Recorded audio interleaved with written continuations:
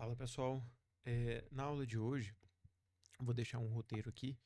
A gente vai ver sobre uma maneira simples, né? Simples e rápida, tá? Você pode generalizar do jeito que você quiser, depois do que você aprender aqui, de calcular medidas de tendência central e medidas de dispersão, tá pessoal? Então, através desse simples exemplo aqui, beleza?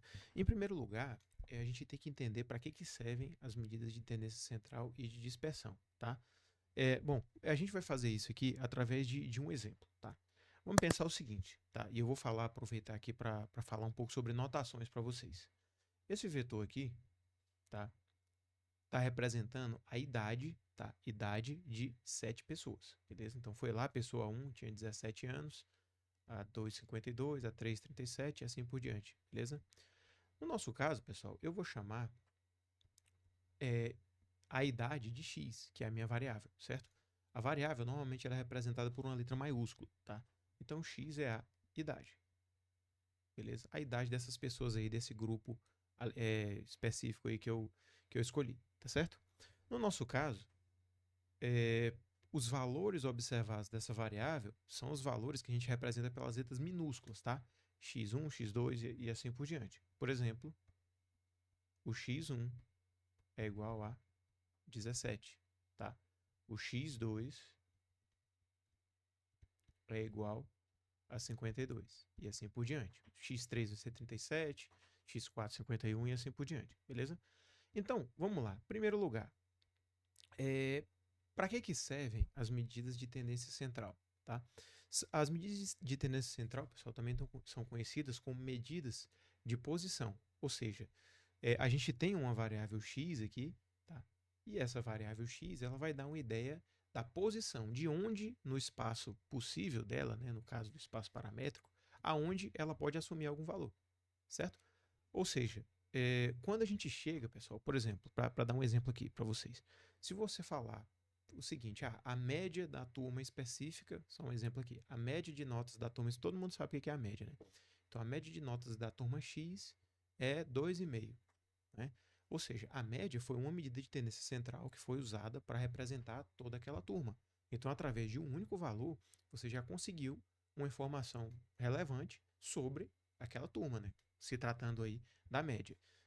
Da mesma forma, você pode pensar, se você se falarem assim, ó, a média da turma tá é 9, então você vai entender que é uma turma que a nota é boa, né? Ou seja, as medidas de tendência central, elas servem para isso, para através de uma medida só, dar uma ideia da posição que essa variável que a gente está analisando vai estar, beleza? Então, dito isso e dito um pouco aqui da notação, vamos ao que interessa, né? Aqui, nós vamos calcular, né? Vou colocar aqui assim, né? Das medidas de posição, beleza? Vamos aprender aqui a calcular a média, opa, tá? A mediana e a moda, que são as principais, beleza? Então, para começar pela média, né, pessoal? A média, que é a medida mais simples e, dentre as medidas de tendência central, é a mais utilizada na estatística, se tratando daquela notação que a gente mostrou lá para vocês, a média, que a gente chama também de x barra, tá? Ela vai ser 1 sobre o tamanho da amostra, que vai multiplicar pelo somatório do xi, né? I indo de 1 até n. O que isso quer dizer? Ora, eu vou somar todos os elementos da minha amostra aqui e dividir pela quantidade de elementos que eu tenho, tá? Então, é a medida mais simples possível aí, tá? Então, vamos calcular primeiramente essa média, tá? X barra vai ser. Esse sobre n aqui eu vou colocar de uma vez, tá? Junto com a fórmula. Então, vai ser 17 mais 52 mais soma todo mundo aí até o 41. Vou colocar aqui de uma vez, ó, dividido por 7. Essa vai ser a média, tá? Então, a média, pessoal, ele é o valor mais próximo simultaneamente de todos os pontos amostrais, tá? Então, essa média, ela vai ser igual, eu estou aqui com a resposta dela, é 38,57143. Tem várias casas decimais aqui, beleza? A gente vai resumir um pouco a informação daqui para diante, mas entendo que essa daí vai ser a média, tá certo? A mediana, pessoal, vocês já, para quem não lembra, né, a mediana, ela vai ser o ponto,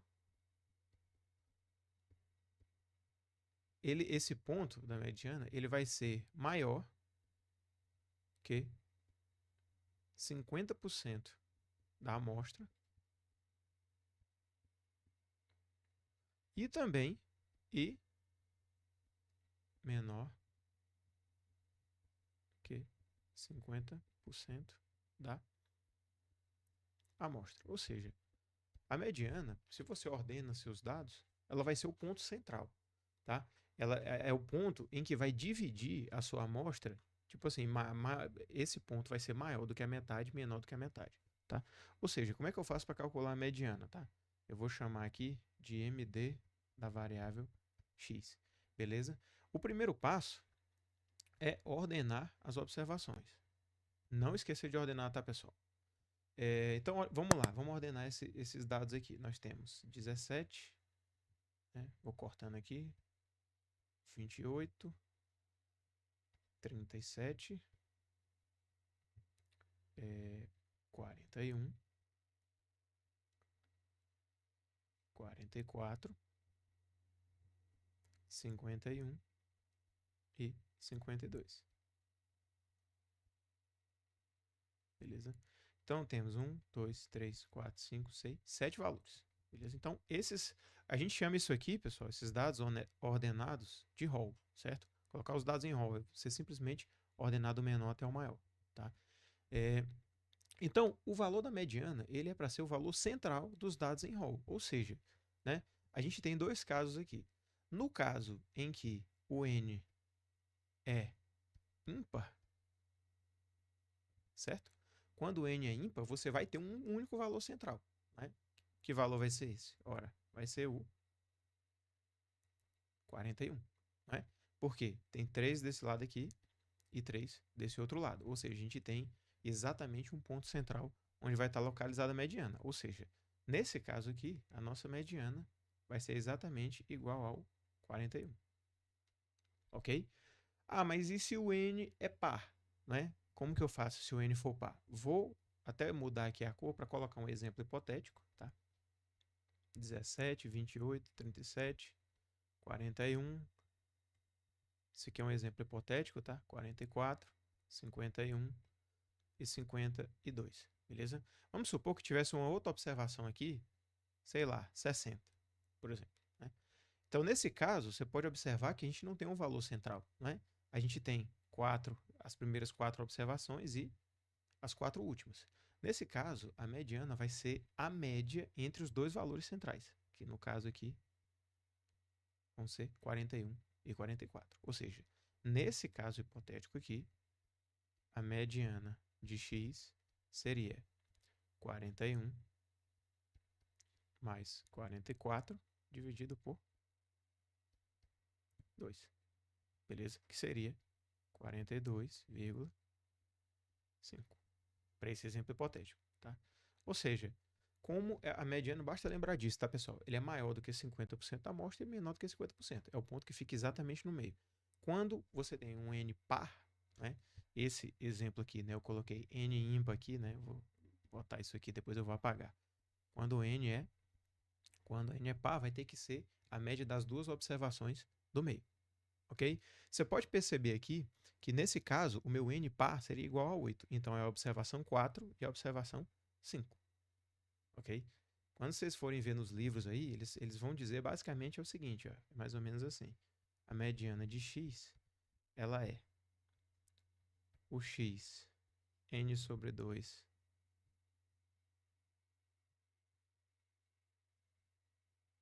não, é n mais 1 sobre 2, aqui ó, n mais 1 sobre 2, se o n é ímpar, não é isso? Por quê?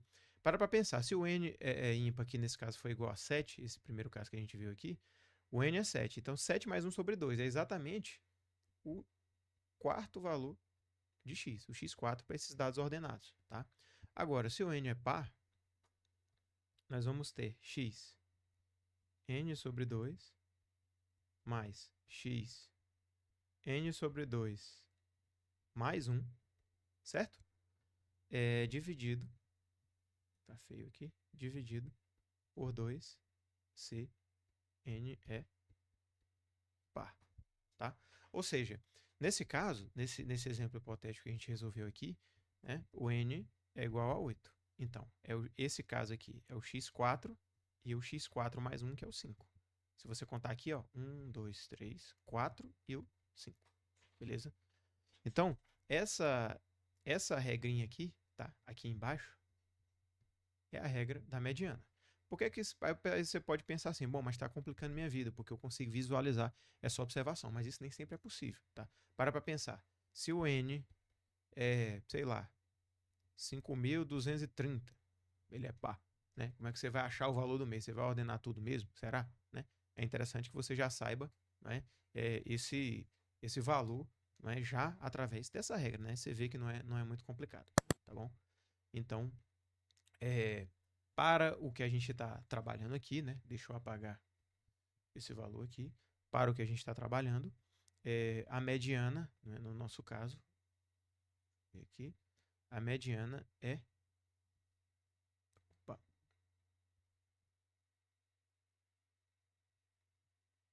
pronto. A mediana é isso aqui, tá? 41, tá? Vamos trabalhar apenas com o n ímpar normalmente, beleza? Então, isso que está na cor diferente aí foi um exemplo hipotético. E a moda, pessoal? A moda é o valor, vamos botar aqui, que mais se repete, ok? Ou seja, você vai observar a observação que se repete mais vezes. Nesse caso, nós não temos nenhum, não é? A gente tem 17, 52, 37, né? Nenhum valor se repete. Quando isso acontece, tá?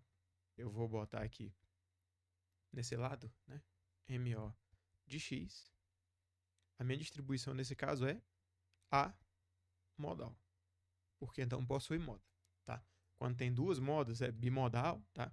Quando tem três modas ou mais, né, multimodal, então tem essas classificações aí. Vamos supor, se eu tivesse aqui um 44 a mais, então seria modal, teria 44 seria moda, mas não é o caso, tá? Então, média, mediana e moda, tá? Então essas aí foram as medidas de posição, beleza? Dito isso, a gente vai agora para as nossas medidas de dispersão, tá? A dispersão, pessoal, eu vou até mudar aqui. Deixa eu ver aqui. Não vai dar para copiar. A dispersão, pessoal, ela... Vamos lá, eu tenho aqui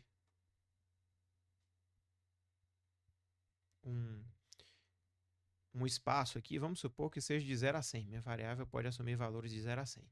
Se eu digo, por exemplo, que a média é igual a, vamos botar aqui, 60, por exemplo, eu tenho uma ideia da posição. Ou seja, você olhou nessa linha aí, o ponto médio é exatamente em 60. Só que o 60, ele pode tanto ser uma média, por exemplo, entre 59 e 61, que são bem próximos de 60, como ele pode ser uma média de 50 até 70, por exemplo, né? 50 e 70, beleza? Então, ou seja, para a gente saber a variabilidade em torno dessa média, a gente usa, né? É conveniente o uso o cálculo de medidas de dispersão, beleza? Então é para isso que a gente faz, para isso que a gente usa essas medidas, ok? Então, as medidas de dispersão, nós vamos ver aqui, tá?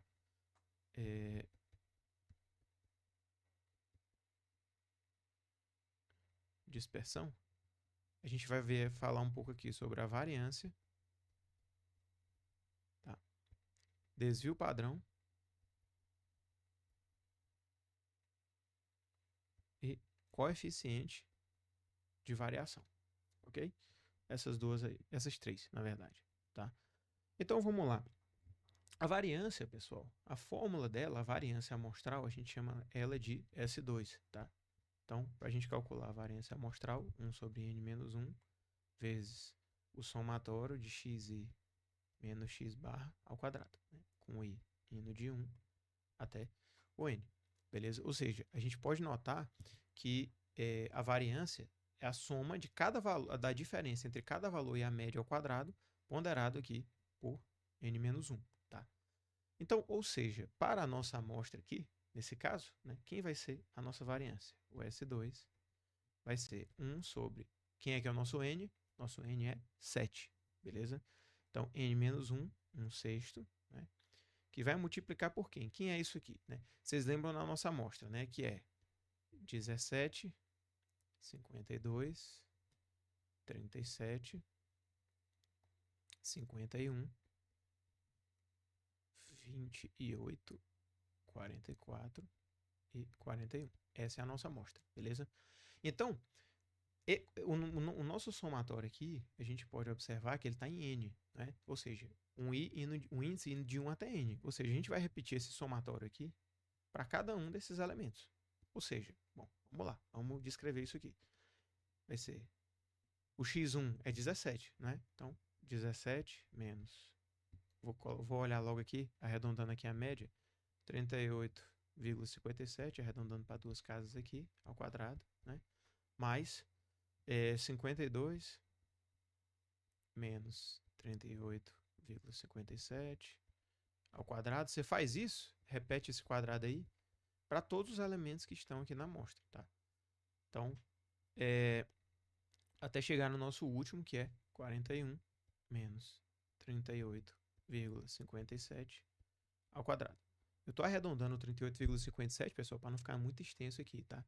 Mas tem algumas casas decimais, beleza? Então, é recomendado a gente fazer com todas as observações.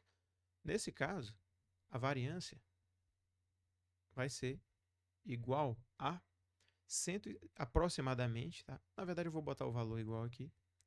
Vai ser 158,2857.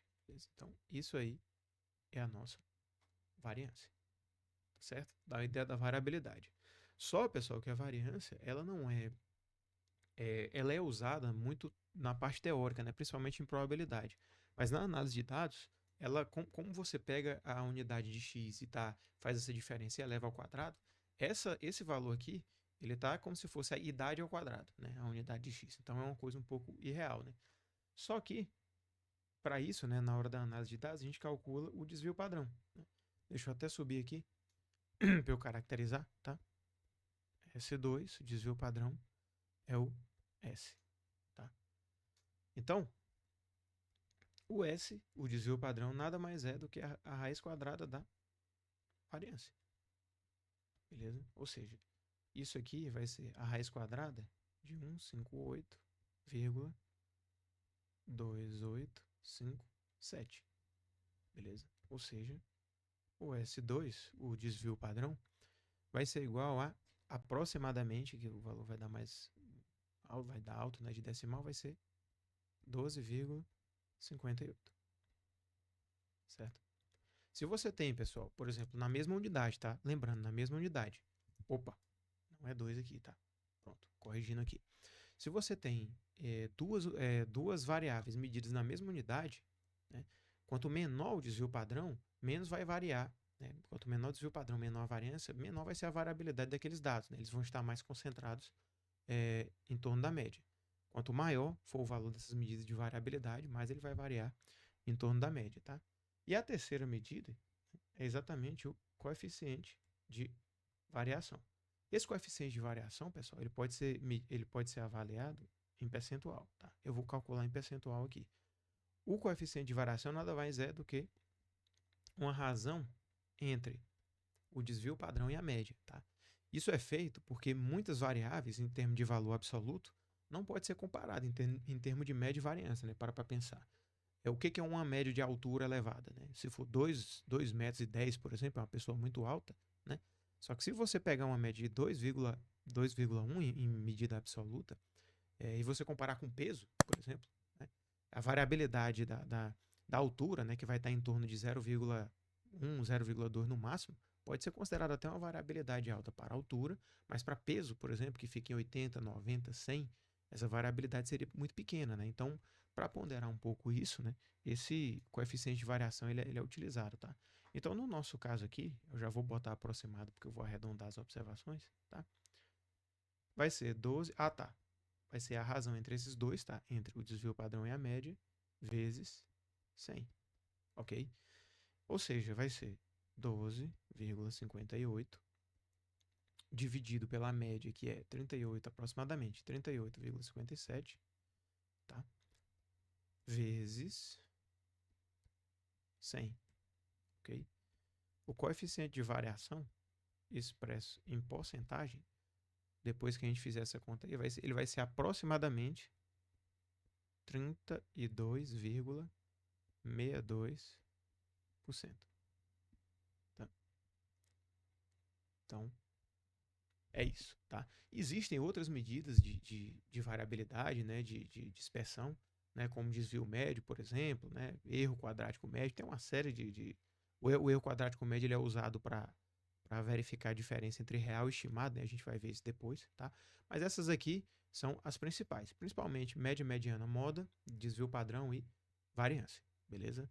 Então, apliquem isso aqui, tá? Tiver outra base de dados aí, façam uso disso, exercitem, tá? E a gente vai ter mais vídeos aí associados à probabilidade e à estatística descritiva também, beleza? E também a análise de dados, tá? Vamos trabalhar com R Python para análise de dados, beleza? Então é isso. Um abraço e até a próxima.